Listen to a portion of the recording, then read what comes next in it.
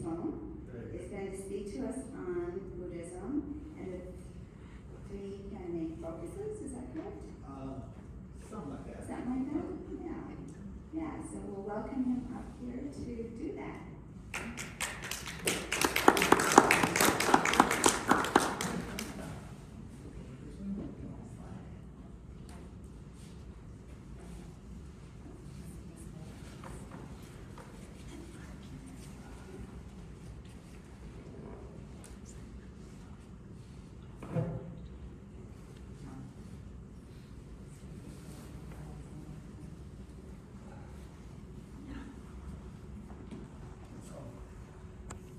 Let me know if my voice fades. How's that?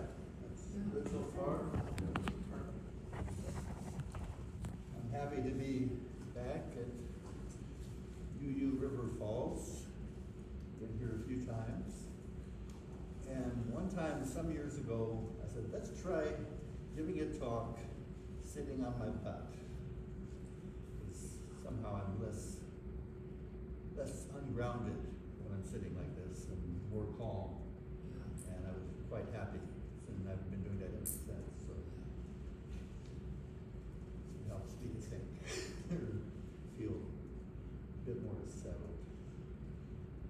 Okay, so I understand that the theme for this month has been stories. And when I got the email telling me that, I said, well, what if I told the story of Buddhism? A small topic. I hope you have some time. By the way, what's the time frame that I should try to structure? How long should I talk? Half an hour. Half an hour, okay. At least. Oh, thank you for that support. Yeah, so I thought I would talk about the three vehicles of Buddhism. I'll name them for you, and then I'll explain. It's the Hinayana, the Mahayana, and the Vajrayāna. Three vehicles. The word yana means vehicle, and the Hinayana is the first vehicle, and the word originated as a pejorative. The school of Mahayana is the great vehicle, and it started maybe around the 700s, or maybe around the 400s, Common Era. And so they called the school before them the Hinayana, the lesser vehicle. So there's a pejorative polemic ring to it. And the Vajrayāna, Vajra, can mean diamond or thunderbolt or diamond thunderbolt. The diamond thunderbolt vehicle, the quick vehicle. So those are the three vehicles. And in the Indo-Tibetan tradition, all three are practiced. So they practice the so-called Hinayana practices, and they're accepted as legitimate practices. So in the Indo-Tibetan tradition, the term Hinayana is not a pejorative, it's just the early Buddhist school. So those are the three schools of Indo-Tibetan Buddhism. And I've structured my thought around three chapters to describe each school. And I've got notes, I don't know how much I'll refer to them, I will find out. But the chapters the first chapter is called Looking for Love in All the Wrong Places. You're familiar with that song? Looking for love in all the wrong places. And then the second chapter is entitled Love the One You're With. Another song, Stephen Stills, or I forget. Anyway, it's a popular song of the 70s. And then the final chapter is Fake It Till You Make It. So chapter 1, the so-called Hinayana school, is looking for love in all the wrong places. The Mahayana school, the great vehicle, is love the one you're with. And the Vajrayāna is fake it till you make it. Okay? So let me take a look here, see what comes to mind.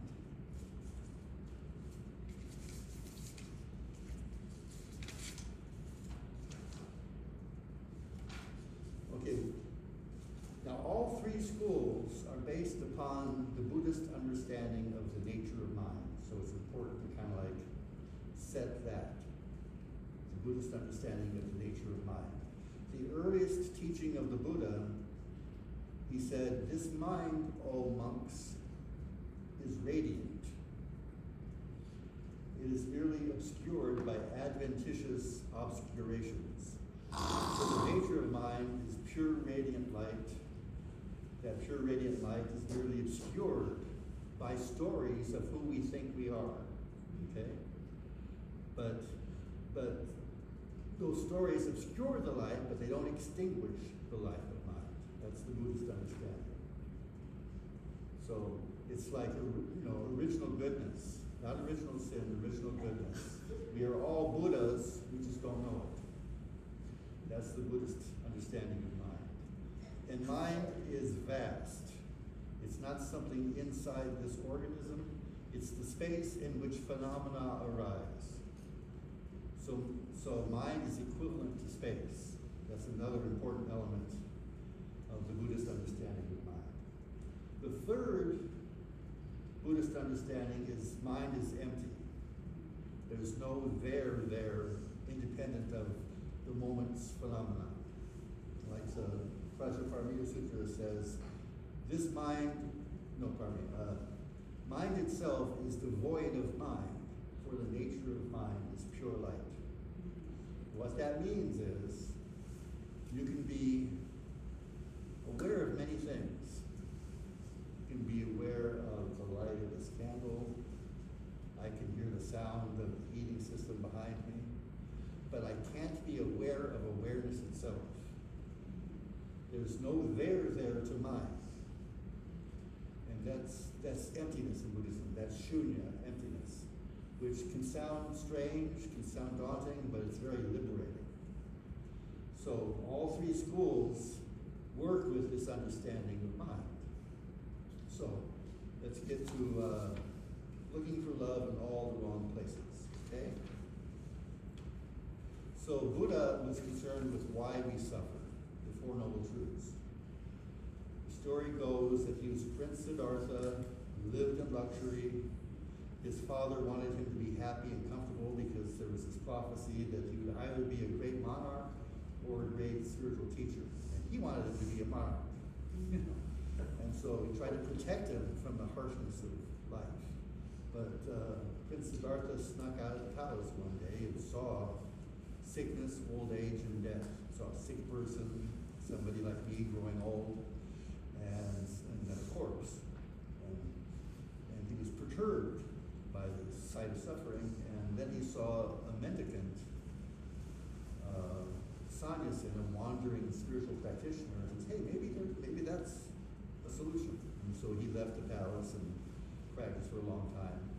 And his insight into the nature of suffering is called the Four Noble Truths. That's the fundamental teaching of Buddhism from the very beginning. That life is problematic. Have you noticed? Life is problematic. The word is dukkha, which means dissatisfaction, sometimes translated as suffering. The etymology is an axle hole that doesn't quite fit well, so the wheel can't spin freely. So that's the etymology of dukkha. The grass is always greener on the other side of the hill. That kind of experience. That's the first noble truth. The second is that suffering has a cause.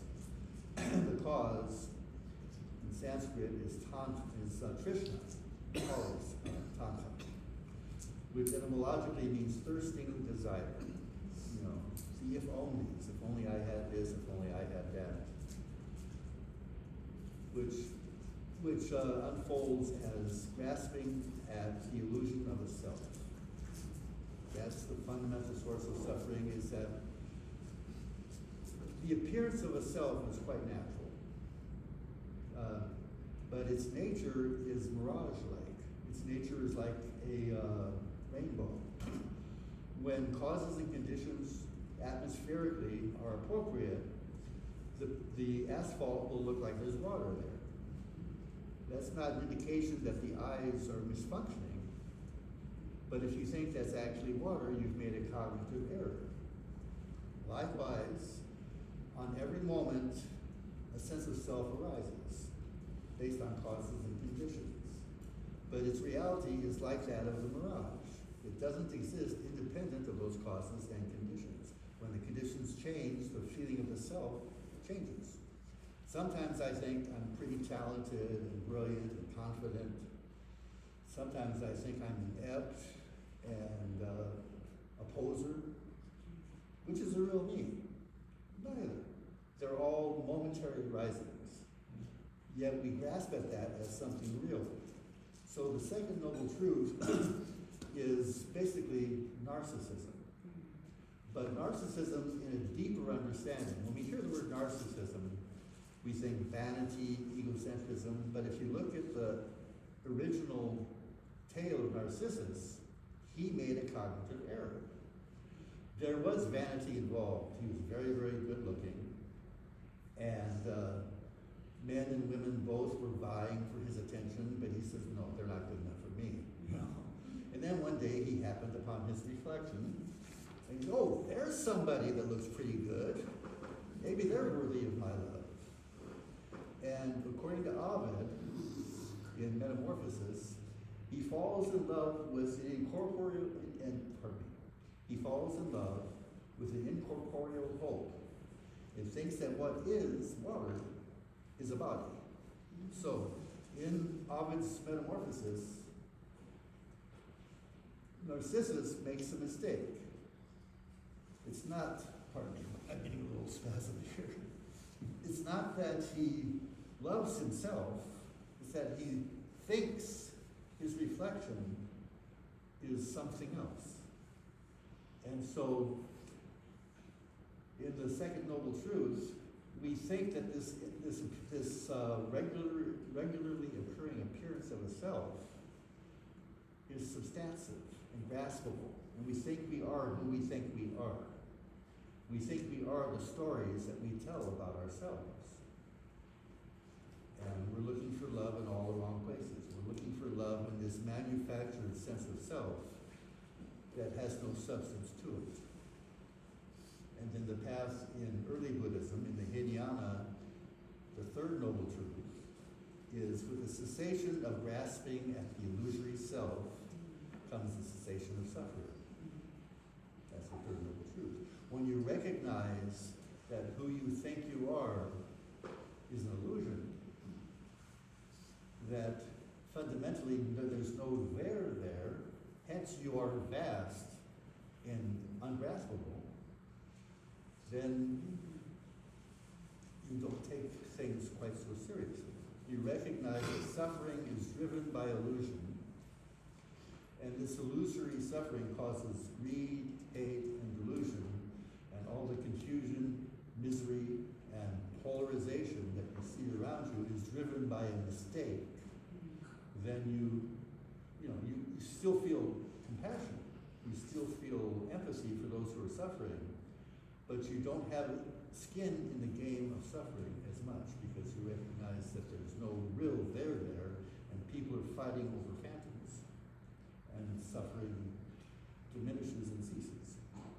And the fourth noble truth is the path to the cessation of suffering, which is right view, right thought, right speech, right action, livelihood, effort, mindfulness, and concentration. And the first step is the most important, right view, and then everything flows from that. And right view has two elements to it. Understanding of cause and effect, understanding of karma, that good actions, skillful actions promote flourishing, and unwholesome, unskillful actions promote difficulties. That's karma. That's mundane right view, and that can clean things up, but it won't free you. Supra-mundane right view is recognizing selflessness, recognizing that that who you think you are is just a reflection in the water. It's just a mirage or a rainbow, and it's changing all the time. And that is supra-mundane right view, and that will liberate you. So that's looking for love in all the wrong places. With early Buddhism, you're grasping at a self that's not really there. You're like Narcissus falling in love with a reflection. That it's water, it's not really a body. Waking up to that is liberating. But in the Mahayana, the insight arose that trying to free yourself from yourself reinforces a sense of self. That if you're practicing to be free of your own suffering, it's like a dog chasing its tail. You're not going to get anywhere because the very effort to be free of being in love with yourself is being generated selfishly. And so Mahayana says the way to be free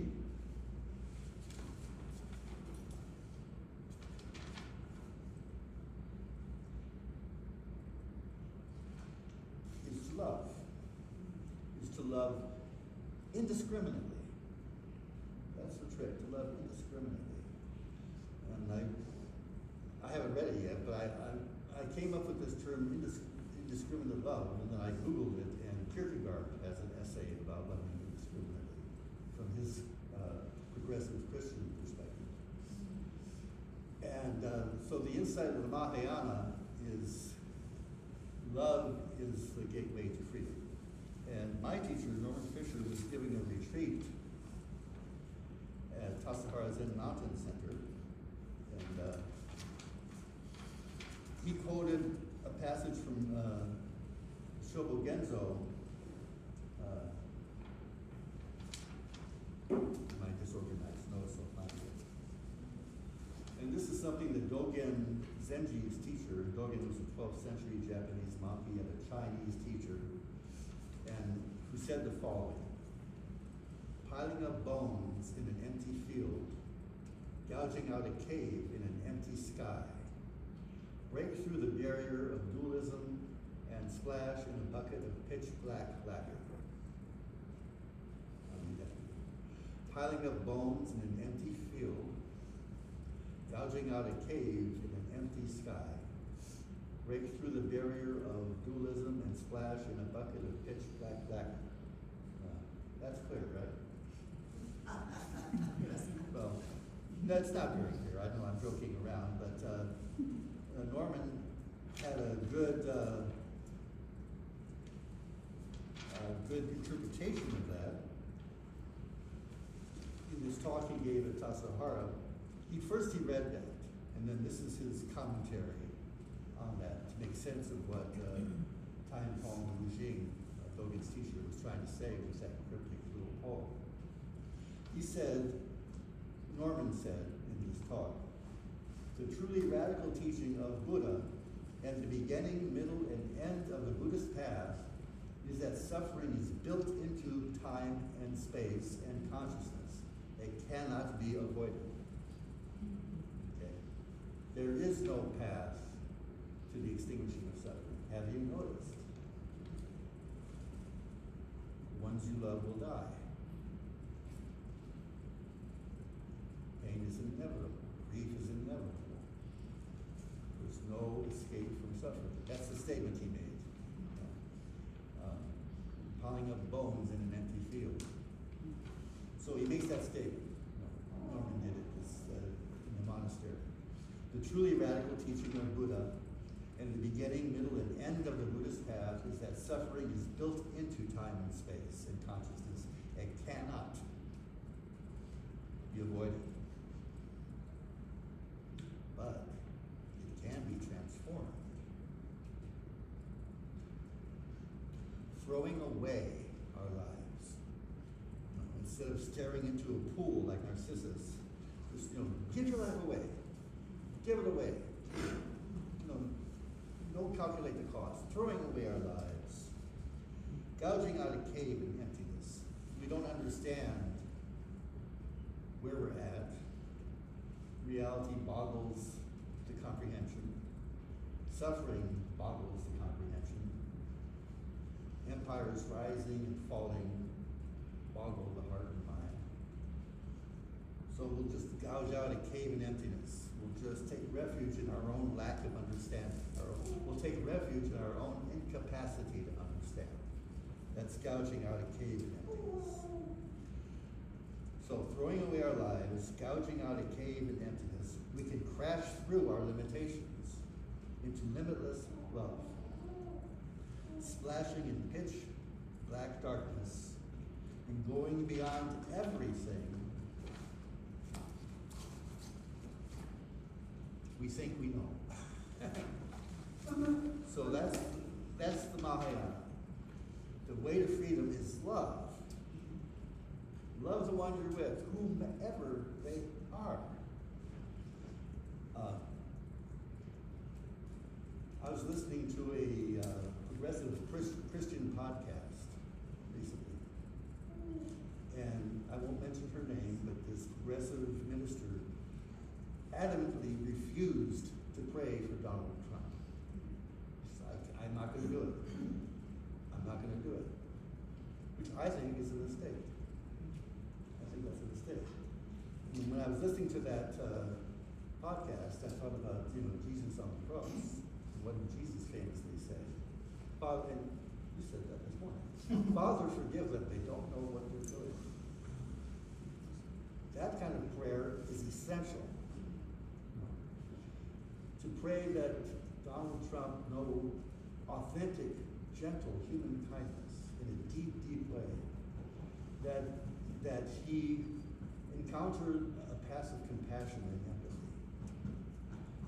I think that's a legitimate prayer to make. And a legitimate way to love the one you're with. Who never, the devil himself. That's the Mahayana. Limitless love, limitless compassion is the path to freedom. Gandhi said, they may beat me, they may kill me, then they'll have my lifeless body, not my obedience, he said. Or in the Buddhist context, you could say, not my love. Love is, the Mahayana preaches the path to freedom is unconditional love. Non-referential love. It's not some people are more worthy of love than others. No. Everything. This rug is Buddha. Everything is Buddha. Everything is worthy of love. And cultivating a mind that sees and understands in that way is the Mahayana path. And it takes, according to the Mahayana, it takes time. It takes a lot of time. It takes multiple lifetimes. An infinite number of lifetimes to actually unburden the heart from its conditioning to love limitlessly and freely.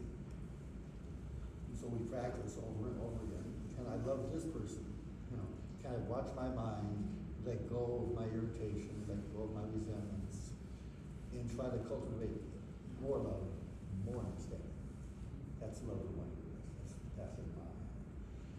Now, but the main thing I wanted to try to share with you, what time I have left, is the Vajrayāna, the third vehicle, the diamond vehicle, which is fake it till you make it. I want to add that you can go longer than a half hour, because we kind of started your talk earlier. Okay. So, maybe about 25 after, Okay, it should be very fine. good. Good to know. Yeah. So the Vajrayāna, the diamond vehicle, its most salient feature is called deity yoga. Have you heard the term deity yoga? And there's, and so you generate a deity in Buddhism. Deities don't exist. They're more real than that, in a sense. In a sense, they're archetypes. There's deities of compassion, like Avalokiteshvara, of wisdom, Manjushri. There's wrathful deities that kind of like, they're fierce looking so that you let go of your attachments. There's various kinds of deities. But they're archetypes for potentials within the psyche, of arousing and awakening potentials for understanding and compassion. And so in deity yoga, you generate the deity.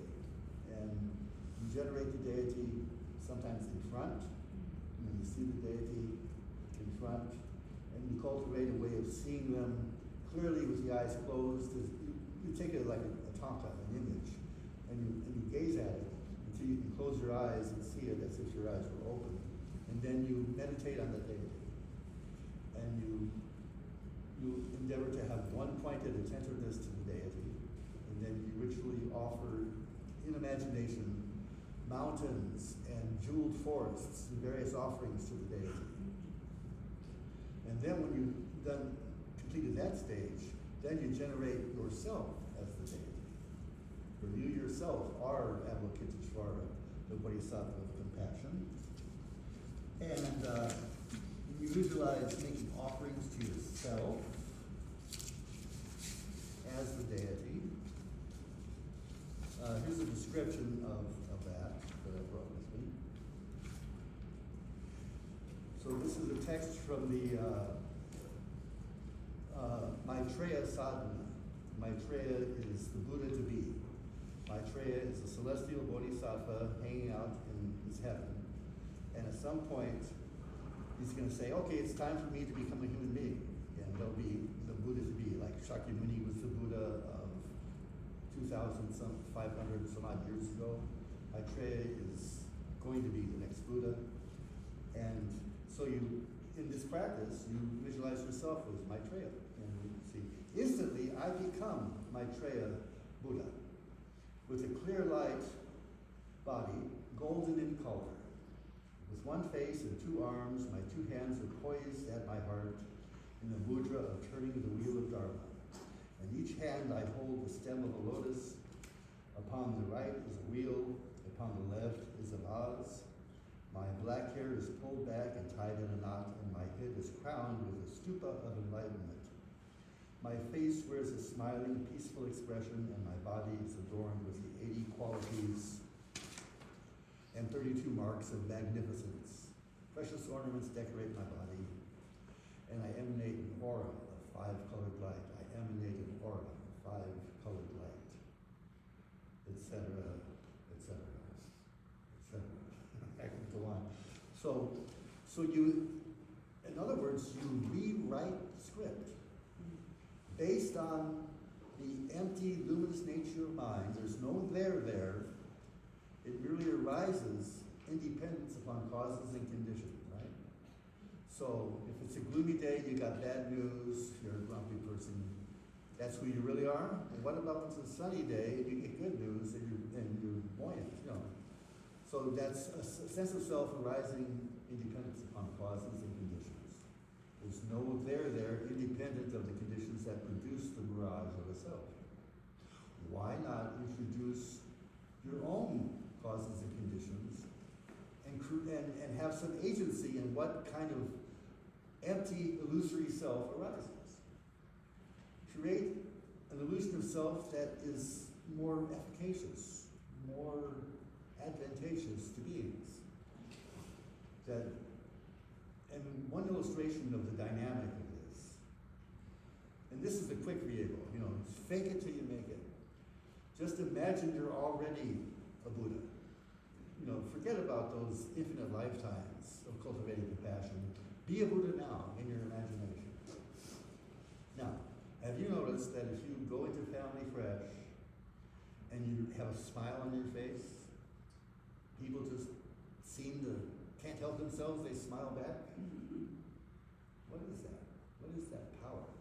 And I've worked with this. Sometimes, I remember the Dalai Lama once said that he tries to smile at people, offer a little encouragement. And then he says, sometimes I smile and they don't smile back. I feel a little awkward, he says. You know that feeling, right? You smile at somebody, they don't smile back. I've experimented with sustaining my smile, feeling the awkwardness, but not dropping the smile. And eventually, most people end up smiling. That's how powerful a smile can be. What is a smile? You know, how do you get that power?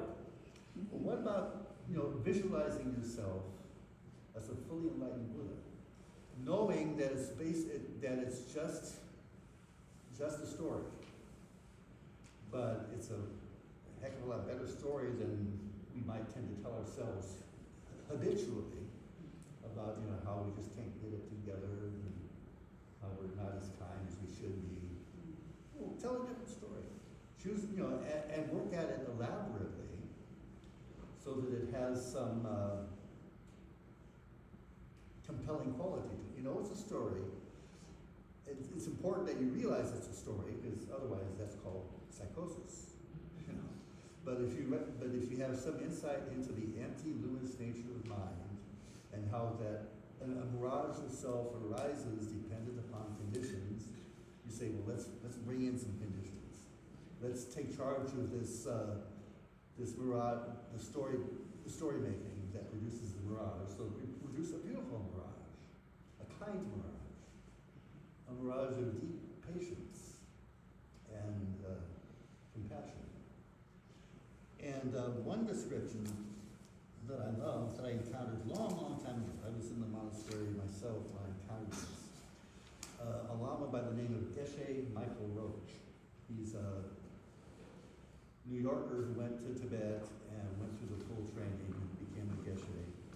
And he tells us, and he's talking about Vajrayāna. And what is Vajradhara's main teaching? He says you should know that. What is the main teaching of the Vajrayāna? What is the mechanism of liberation within the Vajrayāna? This imaginative vehicle, this diamond thunderbolt vehicle of be a Buddha now. That's the Vajrayāna. Be a Buddha now. Fake it till you make it. That's the Vajrayāna. He says, what is the Vajradhara's main teaching? You should know that. And he goes on, when we have some time, I'm going to read this in more detail, Yeah. since you give me some time. He says, Lama Roach says, I used to sit with the holiest Lama Ken Rinpoche in his room. He kept a television there, I think, to make me feel comfortable. He, Lama Ken, especially likes the Winter Olympics, and especially the ice skaters. And I don't know if you know, they have a custom when they compete. First, they do very boring exercises like circles. They never show that on TV.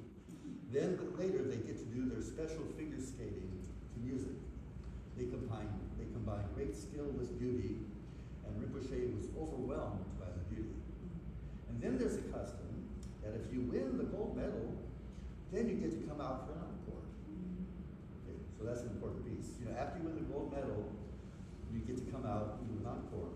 If you win the medal, you get to come out and do a performance to a song that you really like. Not a classical song. I don't know what he's dissing classical music. I don't appreciate that part of the story. Not a classical song. And then I think we enjoyed that the most because they're not nervous. They're not trying to beat anyone. And they are totally relaxed. They've already won the medal. And they're skating for the sake of skating. They are dancing for the sake of the dance. They are showing beauty for the sake of beauty, no pressure. And so, you'll try to imagine one of these anonymous, hardworking master coaches behind the little girl there. His girl is about to go out in the competition for the gold medal. And suddenly, she's so nervous, she's shaking. He grabs her by the shoulders, looks into her eyes, and says, you go out there like you're dancing the encore. You pretend. You fake it till you make it. You pretend you've already won the gold medal. When you look at the judges, you see people who are enjoying the final dance of a person they already awarded the medal to. You look up at that blank scoreboard, it's full of 9.9s and 10s. It's over with. You've already won the gold medal. You're already a gold medalist. And the young lady's eyes, got stars in her eyes now. And she's all pumped up, inspired, and relaxed. And she goes out to skate with her whole being and mind, believing she's doing the encore of a gold medalist. She's totally relaxed, totally poised and perfect. And the judges look at her and say, she looks like a gold medalist already. Let's give it to her. That's exactly what Vajrayāna does in the world with a disciple. When you think of Vajrayāna, please don't think of those funny pictures. Vajrayāna is a holy, beautiful being in jewels and the silk of the gods, and beaming with pure light. They come to a disciple and they say, you are on the edge. You have one more step to go. You have traveled for 1 million years.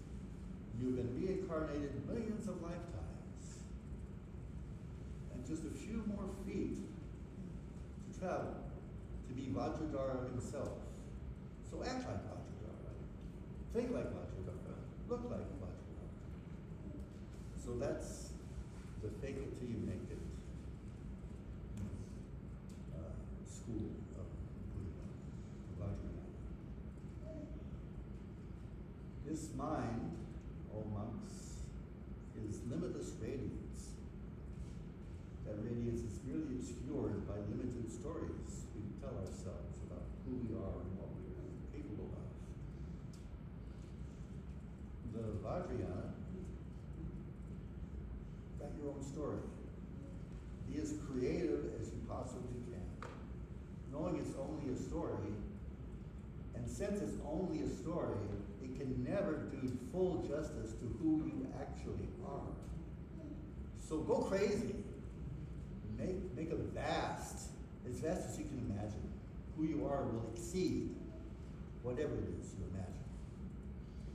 And by imagining as vastly as you can touch a little bit the deep truths of this miracle of being that we are all part of and have never been away from for one instant.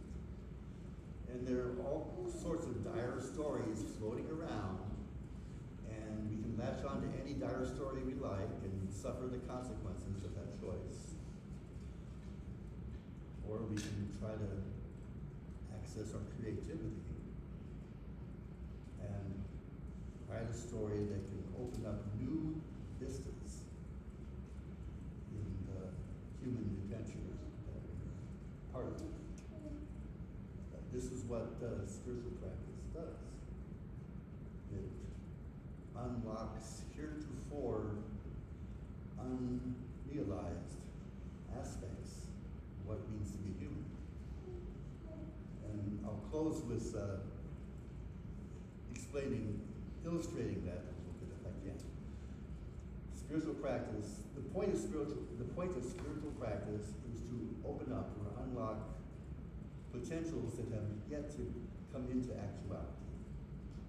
Possibilities that have yet to occur in actuality. Follow me so far? Here's an illustration from a cosmologist, Brian Squint. Talks about, now imagine a sunset 5 billion years ago. I think that's the figure. Imagine a sunset 5 billion years ago. Right? Okay? Now, is that sunset red? He pauses and he says, remember, there are no eyes on the planet yet. So there's a sunset, there's electromagnetism happening, various prokaryotic creatures are responding to the light, but the sunset has yet to show its red face on planet Earth because there are no eyes. So when eyes evolved on Earth, the sunset can show its red face. It entered into actuality. It was always potentially there, but it entered into actuality with eyes. Now, I have a fondness for Jesus. I still do. And I think that, he had an intuition about love, like other people, like Socrates, like Lao Tzu. He had a profound intuition about love. But he was in a particular geopolitical situation, and it cost him his life. And he didn't abandon love, even though he knew it would cost him his life. Thereby, it just might be that a new aspect of love came from latency into actuality by his life and death. That might be the mystery that occurred that still reverberates and is terribly misused in our civilization. So that's what I mean, that spiritual practice is, this mind is limitlessly vast and radiant. What can we introduce? There's all kinds of stories of distress and despair that we can plug into. What's that going to do for us? Why not write a new story? Go crazy, but in a good way. Go crazy in a good way with finding a way to embody love, embody compassion, limitlessly, love the one you're with, whomever they might be, and write a story that enables you to actually, put your heart where your mouth is. That's my understanding of the Vajrayāna. And Zen is a Vajrayāna path. It's not so explicit, but my teacher and Howard Thurman, Uma Thurman's father, by the way, say that Zen is a Vajrayāna path. And here's an understanding of how to live the Vajrayāna path of Zen. This is Torienji's Bodhisattva's vow. Torienji was a Japanese monk who was a student of Hakuin Zenji around the 1500s in Japan. He says, when I, a student of Dharma, look at the real form of the universe, when I look at the real form of the universe, all is a never-failing manifestation of the mysterious truth of the Buddha. In any event, in any moment, and in any place, none can be other than the marvelous revelation of Buddha's glorious light. This realization made our ancestors and virtuous Zen masters extend tender care with the heart of worshiping, even to such beings as beasts and birds. This realization teaches us that our daily food and drink, clothing, and protections of life are the warm flesh and blood, the merciful incarnation of Buddha. So that's Buddha's light. That right there is Buddha's light. So rice cake that my son ate this morning is food offered to Buddha, Buddha eating the food. That's what Torienji is saying. Who can be ungrateful or not respectful to each and every thing, not to speak of people? Even though someone may seem foolish, be warm and compassionate toward them. If by chance such a person should turn against us, become a sworn enemy, and abuse and persecute us, we should sincerely bow down with humble language in the reverent belief that they are the merciful avatar of Buddha who uses devices to emancipate us from sinful karma that has been accumulated and produced upon ourselves by our own egoistic delusion and detachment. We've been staring into a pool of water, believing that we've fallen in love with ourselves for countless eons. Then in each moment's flash of our thoughts, there will grow a lotus flower. And on each lotus flower will reveal a Buddha. These Buddhas will glorify Sukhavati, the pure land, every moment and everywhere. May we extend this mind over all beings, so that we and all beings together may attain maturity in Buddha's wisdom. So the Vajrayāna path of Zen this is Buddha's world. It always has been Buddha's world. And phenomena,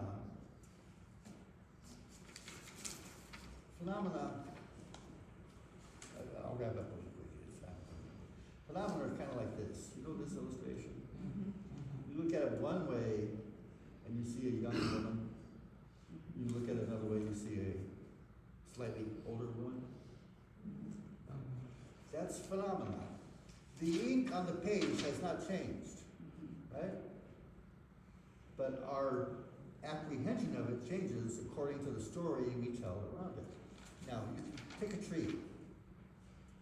You can see a tree as some mechanical thing processing sunlight and sucking up water. Or you can see a tree as a manifestation of the creative energy of love itself. Both are both stories have legitimacy to them. Both make sense. But which world do you want to live in? which world will bless and benefit beings? That's the Zen path of Vajrayāna. You don't have to imagine something, hold reality differently. See it as pure gift, pure gratuitous gift, which it is always. And so I think Zen Vajrayāna is one step beyond Vajrayāna because we no longer have to create a story. We live in the ineffable reality of each moment. And it blows our mind, and we bow with gratitude. That's the Zen way of realizing the truth. All right, I'm done. I'll stop talking now. Thank you for your attentiveness.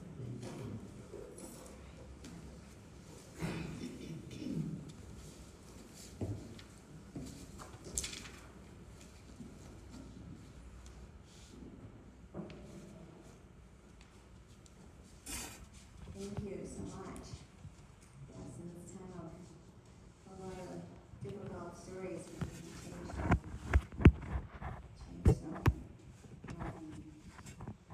Okay, so now we have offertory. No, if anyone would like to contribute, there's a basket on the back Okay, chair. there's a basket on the